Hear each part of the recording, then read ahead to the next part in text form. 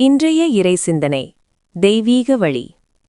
நம்முடைய வாழ்க்கை பயணத்தில் சரியான திசையை தேடி நாம் பல நேரங்களில் திகைத்து நிற்கிறோம். ஆனால் ஆண்டவராகிய இயேசு கிறிஸ்து நமக்காக ஒரு உன்னதமான பாதையை தெளிவுபடுத்தியிருக்கிறார். பரிசுத்த வேதாகமத்தில் யோவான் 14ஆம் அதிகாரம் 6ஆம் வசனம் இவ்விதமாக கூறுகிறது: நானே வழியும் சத்தியமும் ஜீவனுமாயிருக்கிறேன். என்னாலேயல்லாமல் ஒருவனும் பிதாவினிடத்தில் வரான்.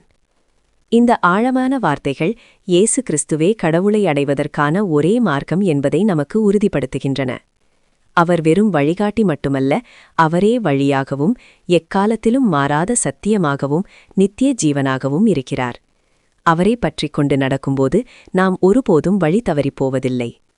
இப்போது நாம் ஜெபம் செய்வோம். அன்புள்ள ஆண்டவரே, நீரே என் வழியும் சத்தியமும் ஜீவனுமாயிருப்பதற்காக நன்றி. உம்மை விடுத்து வேறு எங்கும் நான் வழி தவறிப் போகாதபடி என்னை காத்தருளும். மூலமாய் பிதாவின் அன்பை உணரச் செய்த கிருபைக்காக ஸ்தோத்திரம். ஆமேன்.